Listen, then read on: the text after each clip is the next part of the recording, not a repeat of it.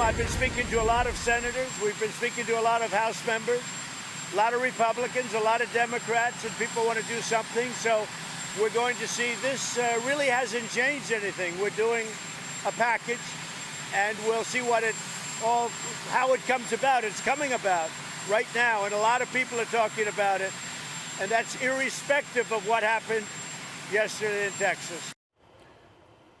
President Trump a short time ago talking about legislative efforts to prevent future gun violence after yet another mass shooting as lawmakers get set to return to Capitol Hill from summer recess. Let's bring in House Minority Leader Kevin McCarthy of California. Congressman, great to see you.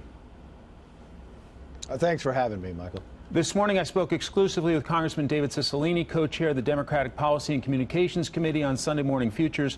Let's play what he said, and I'll ask you to respond.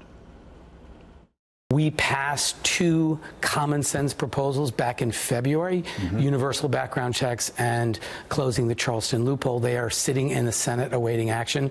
We've called on the Senate Majority Leader Mitch McConnell to bring the Senate back and pass those bills. Universal background checks, and the reason this is important is universal background checks work.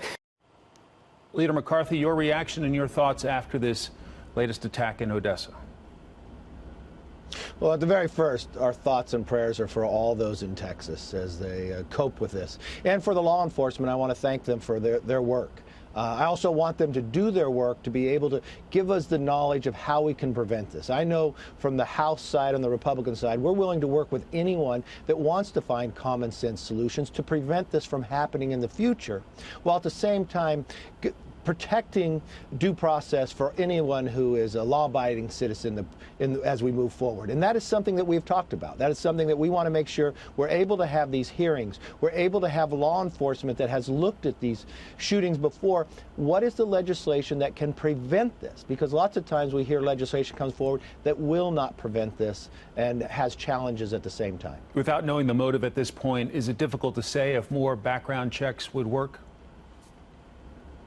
Well, the one thing I found, I don't know why this took place. I know the police officer pulled this individual over. Don't know why he was being pulled over, what went through this process. We do know mental health is a major problem of what's happening in America today, that is one element of what to deal here. We also knew that the National Instant Criminal Background Check was a problem, and in the last Congress, that's why we did something about that. We made sure we updated that, because when you looked at other shootings that took place, one that happened in Texas, when you look at what happened down at Parkland, that the FBI was warned about it, not once, but twice. Why did those things fall through the crack? We knew the National Instant Criminal Background Check had a problem, and we updated that. Those are the things that we are looking at of how do we find common sense solutions to make sure we can prevent this, not legislation that just is going to carry this on further.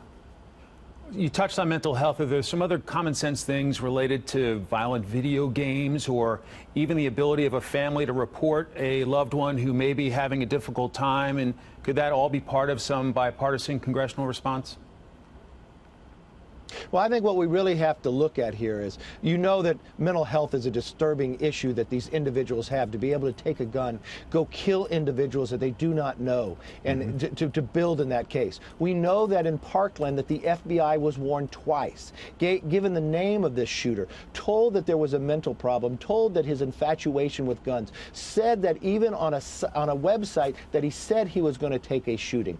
We've watched from those instances, why did that fall through the crack? We watched in California where they stopped a shooting from happening because of somebody reporting and knowing that the person worked in a Marriott hotel, that they were able to stop the situation. How can we find common sense to prevent these things from happening? I think that's where we find common ground. To the other massive story we are tracking, this Hurricane Dorian, and as we look at the potential of massive damage along the East Coast from that hurricane, is more disaster funding relief needed?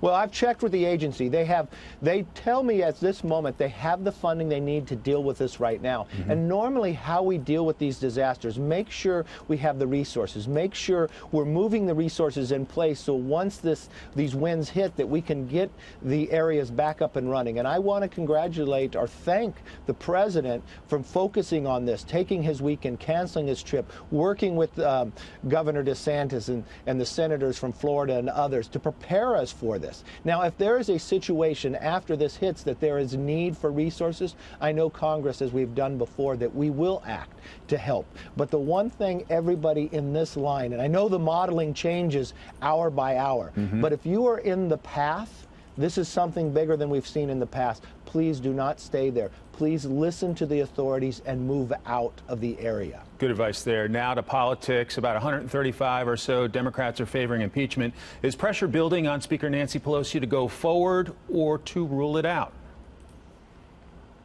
Well, the pressure is only building inside this new Democrat Socialist Caucus. I mean, remember, Chairman Nadler became chairman by campaigning saying he would be the best person for impeachment back 2 years ago. So this is something they wanted to do, something that the facts don't play out of why you would impeach an individual. I think in that committee, we've had a crisis at the border. We've got challenges to be able to stop these shootings from taking place. Those are the hearings they should be having, not focused to where Chairman Nadler has gone for the entire time inside Congress that he's wasted it on this witch hunt of going forward. I think the American public, and if you follow any of these presidential candidates who are running for president on the Democratic side, they don't get asked about impeachment. I'm not being asked about impeachment in my district. What they are asking me about are the crisis on the border. How do we prevent these shootings? How do we make sure other items are happening that the committee has jurisdiction over that Chairman Nadler is not dealing with? I also asked Congressman Cicilline this morning about President Trump and Republicans making the squad the face of the Democratic Party. Look, I think these are members who have a following. They have a point of view. I think one of the great strengths of our caucus is that everyone comes with their passion and their ideas and their best thinking. And out of that, we'll produce legislation that's the best for the American people. That's how our democracy is supposed to work. I think to characterize the Democratic caucus based on 2 or 3 people, the American people are smarter than that.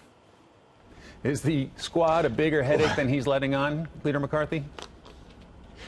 Well, listen, the Democratic Party is not having a family fight, they're having a war. And it's not the Republican Party who's making them the face of the Democratic Party. This Democratic Party has changed. It's not the Democratic Party of the past.